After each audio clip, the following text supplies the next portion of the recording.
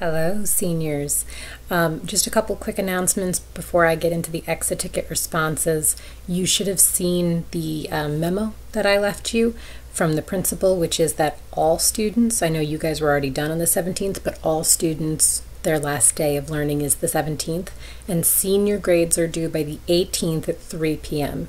So if you are missing anything and you need to get it in quickly, and do send me an email saying what late work you have submitted.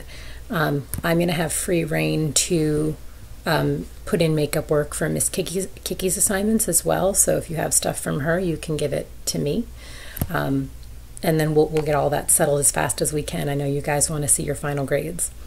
Moving on to exit ticket responses from the Stephen Greenblatt exit tickets. I've, by popular demand, posted a few scenes from Richard II, though none of you requested Macbeth sequences, so I didn't put any up. So you check on the Google Classroom if you want to see how some of the Richard scenes work. I was unable to get a couple that I used to have from Hollow Crown, so given that we still haven't moved, I haven't been able to get my hard copy DVDs out, but I will take a look and see if I can find any for you. In the meantime, I am going over the exit tickets that I have received by almost noon. So if you have responded, your question may be addressed, and if you have not yet responded, I will probably not get to your question. So if you have questions, please make sure to reach out in some other format. As I'm going through here, it looks like a lot of you were fairly up on Greenblatt and New Historicism. It's one of those things where I used to tell you it's not as hard as people want it to seem. Like New Historicism is not really the horrible experience that you want criticism to be. A couple of interesting questions. Looks like some of you have been Googling. Someone said, what is, where's the one on cultural poetics? One of you asked about cultural poetics, which does seem to me like you have, oh here, how influential was cultural poetics in this time? So think of that as the old school of thought Stephen Greenblatt was raised in, and then he sort of comes up with New Historicism. I'm seeing a lot of questions about accuracy and New Historicism. So let me clarify the points on accuracy and New Historicism. It's not that Stephen Greenblatt says ignore facts. Stephen Greenblatt and most New Historicists would say you cannot appreciate a book without understanding what it comes from. So remember I said some people would say the author's not important, like who cares who wrote it? And then other people would say, no, the author's very important. We care who wrote it. New historicists would say, we care who and when and how a book was published. So we care that it's Shakespeare, we care that it's pre-Renaissance, late Tudor. We care that certain factors are at play here because they contribute to our understanding of his story. In finding out all these fun things about him, we come to see how accurate his story is about representing those things. And it's not that we go good or bad, accurate good, inaccurate bad. We don't do that. But we do ask ourselves why. New Historicism, despite the fact that I'm pairing it with Shakespeare, does not have to be about just old texts. You can apply New Historicism to anything. So you can do a New Historicist reading of Twilight.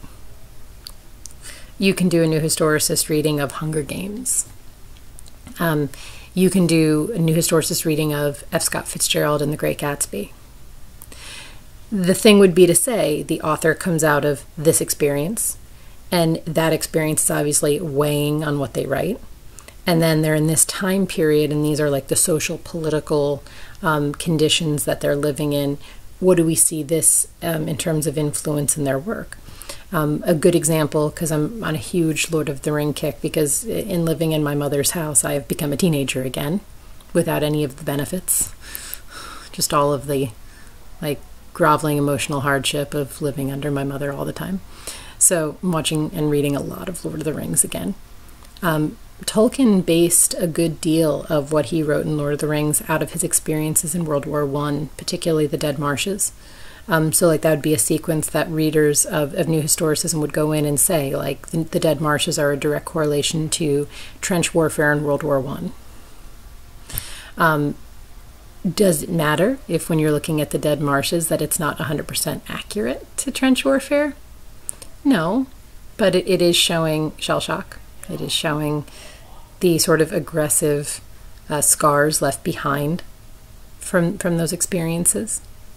So New Historicism cares about understanding accuracy, but it doesn't judge works as good or bad based on their accuracy.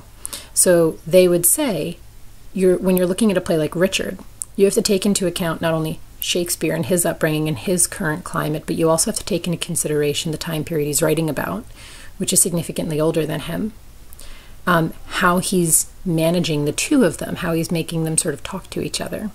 A lot of the inaccuracies in his medieval writing, so like some of the stuff that he writes about with Richard is too new for Richard. Like, to you guys it's all the same because it's all old, but Richard is more medieval, and Shakespeare's living in the early modern time period. It's almost Renaissance. So he's actually making Richard and Bolingbroke and stuff sound a little bit more modern than they would have. Why is he doing this? Political commentary for his own time. It's not that it's good, bad, or ugly. It's just that it contributes to our understanding. A new historicist says you need to kind of look into that information to understand what's going on, whereas deconstructionists wouldn't care. Oftentimes, like, Marxists don't need to know the inherent background of a story to do a Marxist analysis of something. So a Marxist wouldn't necessarily care about Tolkien's British heritage. They wouldn't care about his World War I experiences. They would just break down the societal structure of the book. New historicists are very much about the conditions that make art, because then art becomes the artifact, right? A couple of you have asked me to clarify the museum. If the book or play is the artifact that we have left over, what created this? Because it lives. It lives longer than the time period that it is representing. And as a representative sort of memory of that time, how do we understand history through this sort of remnant?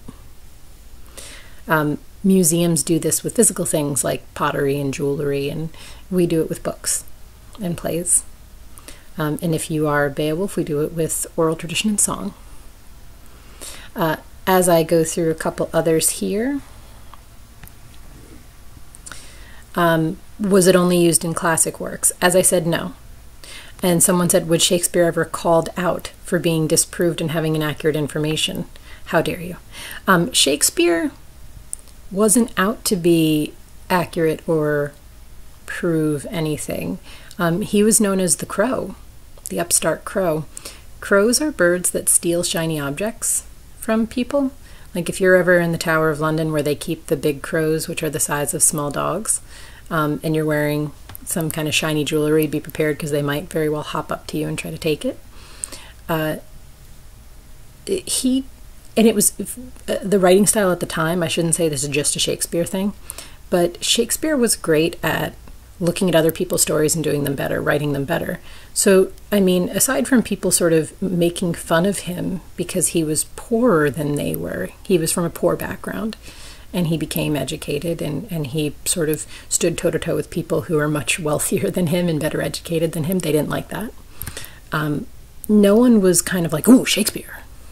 Inaccuracies in Richard II. Did you know he made John a hunchback when he wasn't? No one does this, at least not in a way that's meant to in some way dethrone Shakespeare. It's good to know when something's true and when it's not true, but it's not the deciding factor between whether or not we read Shakespeare or not. The inaccuracies are not what qualifies something as great. I mean, I think you'd be shocked to see how many history things people were taught over the years that we later proved were false. We do our best we can with accurate and inaccurate information, but we shouldn't make it the sort of end-all be-all. I know I say this to you in the time of fake news too, right? Like I say this to you in a time when we're very concerned about accuracy in our news media. it's very hard for anything to be entirely accurate, right? Because a lot of things are highly subjective. Like when Shakespeare's writing these things, his primary concern is sort of how do we keep generating financial success from these plays? They have to keep bringing in interest. They have to keep bringing in people. They have to bring in upper class people.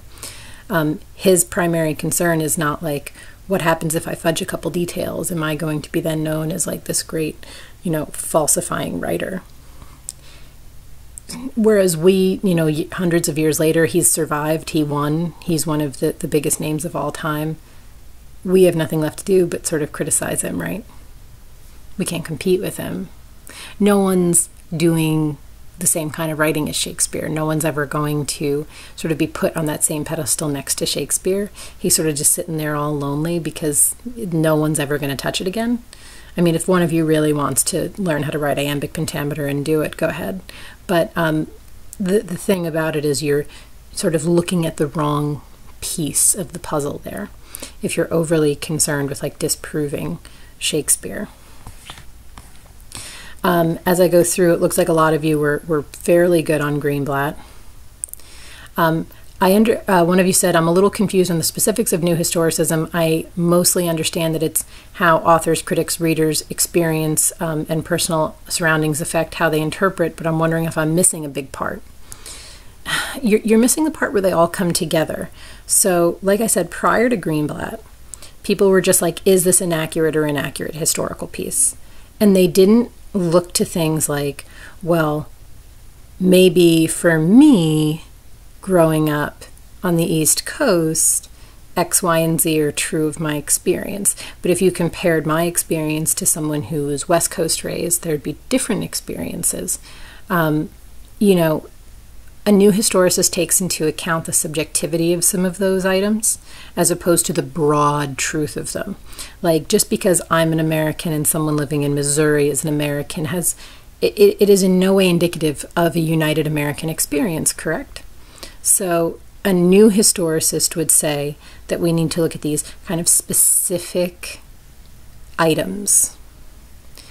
They're very concerned with how books and plays and stuff interact with their own time period, how they respond to their own time period.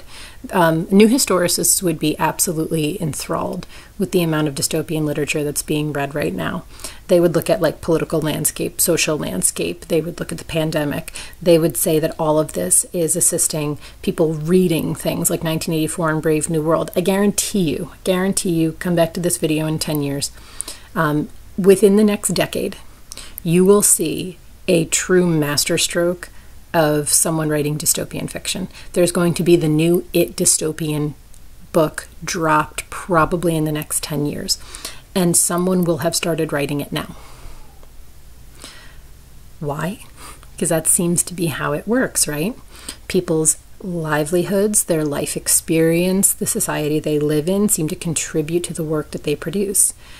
Someone who's around my age, who has enough life experience that they have some perspective, probably a job that maybe is on pause right now, so they have a lot of free time. They are writing. Someone out there is writing. It's just going to be how it is. If it's not a movie, it's going to be, if it's not a book, it's going to be a movie. You're going to see something big come out of it. New historicists get all giddy for this type of thing. As